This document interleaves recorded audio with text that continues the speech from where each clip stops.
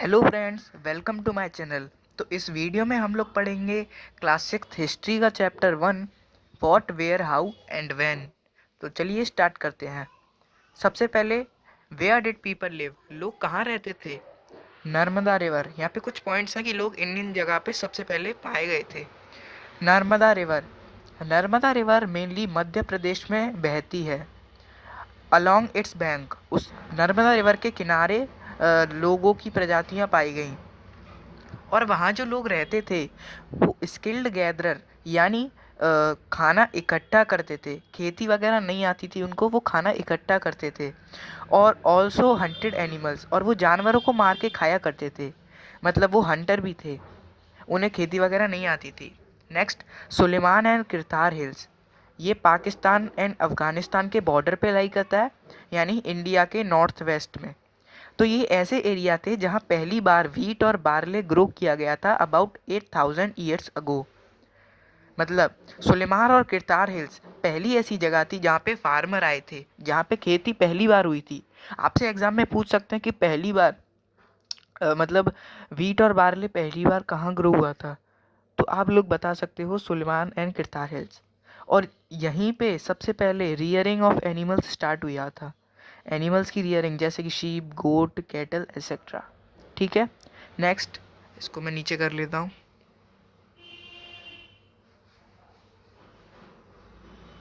ठीक है। Next, Garo hills and Vindhyas. तो गैरो हिल्स है नॉर्थ ईस्ट यानी मेघालय के पास, आप समझ लो। और विंध्यास है सेंट्रल यानी एमपी में। तो ये ऐसी जगह थी, मतलब जो विंध्यास है उसके नॉर्थ में, नॉर्थ मतलब ऊपर की साइड, तो विंध्यास के नॉर्थ में ये पहली जगह थी जहाँ पे राइस ग्रो किया गया था। मतलब राइस पहली बार विंध्यास के नॉर्थ में ग्रो किया गया था। और गैरो हिल्स के बाद, गैरो हिल्स के पास एग्रीकल्चर डेवलपमेंट भी हुआ था। Next, Indus and it's tributaries. Indus river बहती है पाकिस्तान में। तो अबाउट 4700 ईयर्स अगो, 4700 साल पहले कुछ अर्लियर सिटीज़ फ्लरिश हुई थी नर्मदा रिवर की बैंक्स पे। मतलब जो सबसे पुरानी सिटीज़ हैं वो नर्मदा रिवर की बैंक पे ही फ्लरिश हुई थी। Next, Ganga and it's tributaries. तो जो गंगा के साउथ का एरिया है, साउथ मतलब गंगा रिवर, गंगा रिवर के साउथ का जो एरिया है उस एरिया का नाम था मगध किंगडम। मगध किंगडम के बारे में हम आगे भी पढ़ेंगे, पर यहाँ पे ज़्यादा नहीं दिया गया। तो ये अभी बिहार का एरिया है। और जो ये मगध किंगडम था ये बहुत पावरफुल और लार्जर किंगडम था। तो ये जो किंगडम था ये 2500 साल पहले था, अब तो नहीं है। चलिए नीचे आते हैं। अब हमने पढ़ लिया कि लोग कहाँ रहते थे। अब हम पढ़ेंगे लोगों ने ट्रैवल किया, मतलब लोगों ने एक जगह से दूसरी जगह कैसे ट्रैवल किया। तो पीपल ट्रैवल, लोगों ने, मैंने आपको बताया, one part of the subcontinent से other part of the subcontinent पे पीपल ने ट्रैवल किया। और जब वो ट्रैवल कर रहे थे तो उनके रास्ते में कुछ ऑब्स्टेकल्स आए, मतलब बाधाएं आई। तो वो बाधाएं क्या थी? Himalayas, desert, river, seas. तो ये कुछ ऑब्स्टेकल्स थे जो उनके रास्ते में आए, लेकिन फिर भी वो रुके नहीं, उन्होंने किया क्रॉस। ठीक है। अब क्यों क्रॉस किया, मतलब क्यों ट्रैवल किया पीपल ने एक जगह से दूसरी जगह? Reason, in search of livelihood, रोजगार की खोज में। मतलब एक जगह पे हमें काम नहीं मिल रहा तो हम दूसरी जगह पे जाके काम ढूंढेंगे। ठीक है। एक मिनट, ये next, in to escape natural calamity. अब कहीं पे बाढ़ आ गई, कहीं पे सूखा पड़ गया, तो वहाँ से बचने के लिए हम वहाँ से एस्केप करेंगे ना। तो उस वजह से भी लोग किया करते थे ट्रैवल। और कई लोग एडवेंचर पे भी जाया करते थे। वाह, एडवेंचर। और इसका आउटकम क्या निकला? पीपल ने ट्रैवल किया एक जगह से दूसरी जगह, तो इसका आउटकम निकला इंटरमिंगलिंग ऑफ कल्चर। मतलब आप यहाँ पे रह रहे हो, तो मतलब आप एक जगह रह रहे हो, आप दूसरी जगह जाओगे तो आपके और उसके कल्चर में कुछ इंटरमिंगलिंग होगी ना। तो ऐसे ही हुआ। Now names of the land. हमारे लैंड के दो नेम्स हैं, इंडिया और भारत। तो इन दोनों को हम पढ़ते हैं। तो जो इंडिया है ये नाम आता है रिवर इंडस से। आपको थोड़ा सिमिलर दिख रहा होगा, इंड, इंड, तो ऐसे। तो इंडस रिवर को संस्कृत में सिंधु कहते हैं।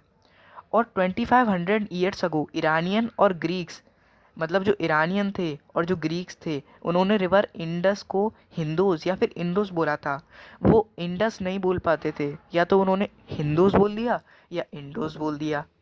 और जो रिवर इंडस के ईस्ट में है, इंडस के ईस्ट में लैंड था, उसको बोल दिया इंडिया। अब आप मुझे ये बताओ, मैंने आपको अभी पढ़ाया कि इंडस रिवर कहाँ बहती है, देखना नहीं है, बिना देखे बताना है कमेंट में इंडस रिवर कौन से देश में बहती है। अब आते हैं भारत।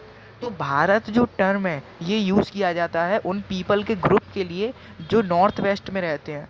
नॉर्थ वेस्ट यहाँ पे बहुत यूज़ हो रहा है। नॉर्थ वेस्ट मतलब पाकिस्तान अफगानिस्तान का ही समझ लो आप।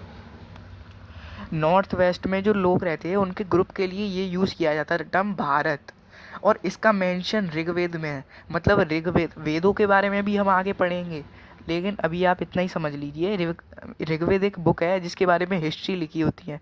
देखो, ऋग्वेद में वेद का मतलब है नॉलेज। चलो मैं ज़्यादा डीप में नहीं जाता हूँ, आगे हम लोग पूरा पढ़ेंगे। तो मैंने आपको बता दिया कि जो भारत है वो टर्म यूज़ किया जाता था उन लोगों के ग्रुप को बुलाने के लिए जो नॉर्थ वेस्ट में रहते थे, और ये बात ऋग्वेद में लिखी हुई है। चलिए चलते हैं नेक्स्ट पेज की तरफ। Now sources to know about past. हमें कैसे पता चलता है हमारी हिस्ट्री के बारे में, मतलब हमें कैसे पता चलता है कि ये जानवर पाला करते थे और ये हुआ था, ये हुआ था। तो हमें तीन तीन चीज़ों से पता चलता है: मैन्यूस्क्रिप्ट्स, इंस्क्रिप्शन, आर्कियोलॉजी। मैन्यूस्क्रिप्ट्स क्या होता है, इंस्क्रिप्शन क्या होती है, आर्कियोलॉजी, इन सब के बारे में बताता हूँ। तो मैन्यूस्क्रिप्ट्स में जो मेन्यू है वो एक लैटिन वर्ड है, और मेन्यू का मतलब होता है हैंड। मतलब जो हाथ से लिखी जाती हैं वो मैन्यूस्क्रिप्ट्स होती हैं, और वो पाम लीफ पे लिखी जाती हैं। मैं यहाँ पे लीफ लिखना भूल गया, यहाँ पे पाम लीफ आएगा, मैं यहाँ पे लीफ लिख देता हूँ, सॉरी, पेंसिल से, ये आप लिख लेना। पाम लीफ या फिर बार्क ऑफ ट्रीज, या तो ताड़ के पत्तों पे लिखा करते थे। और इस तरीके से लिखा करते थे, इतनी छोटी छोटी राइटिंग में लिखा करते थे कि मान लो आप पूरी महाभारत आप अपनी जेब में रख सकते हो। आपको पता है महाभारत, मतलब उसकी किताब, महाभारत कह रहा हूँ मैं, वो क्या बोलता है उसको, रामायण को अपनी जेब में रख के घूम सकते हो। आपको पता है वो कितनी मोटी किताब होती है, उसको आप अपनी जेब में रख के घूम सकते हो। इतना छोटे छोटे अक्षरों में लिखा करते थे। और बार्क ऑफ ट्रीज, ट्रीज की छाल पे भी लिखा करते थे।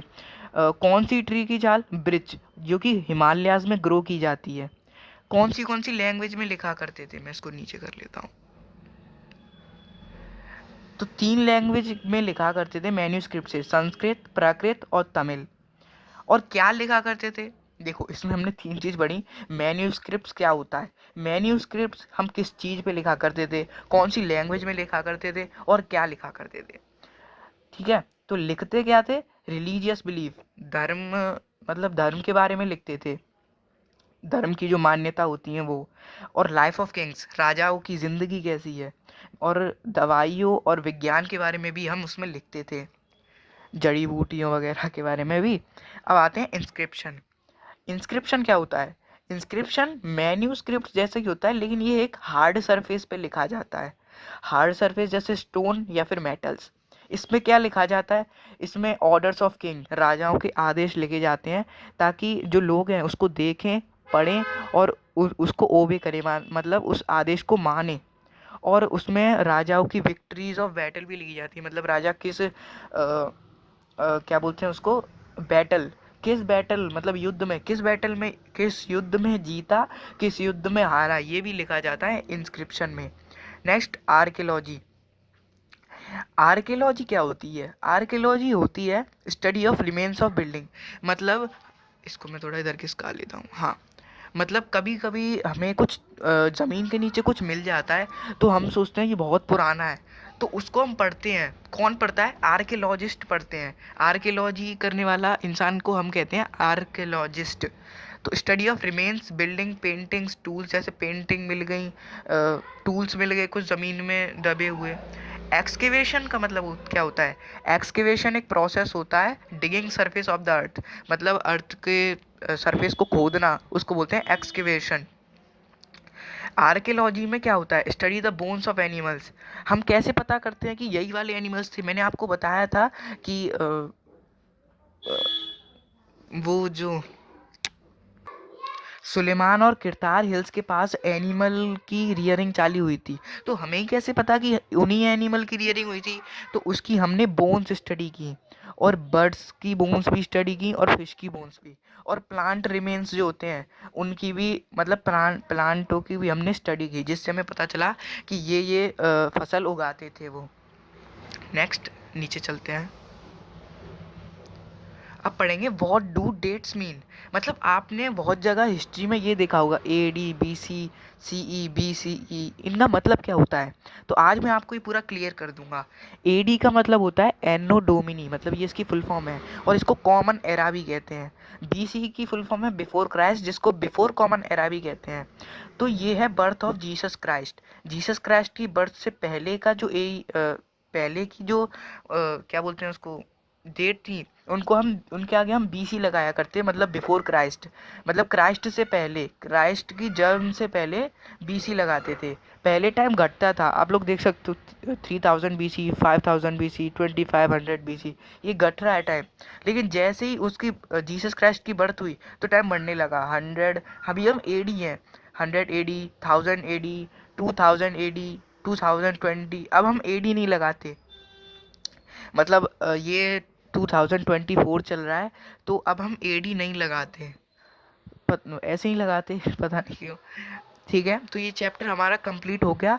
अगर आपको कुछ ना समझ में आए हो तो आप मुझसे कमेंट में पूछ सकते हैं, और अगर आपको वीडियो अच्छी लगे तो वीडियो को लाइक कर देना। नेक्स्ट चैप्टर में भी मैं आपको हैंड रिटन नोट से ही पढ़ाऊँगा, और जो भी पढ़ाऊँगा हैंड रिटन नोट से ही मैं लेके आऊँगा। तो चलिए मिलते हैं नेक्स्ट वीडियो में, तब तक के लिए गुड बाय।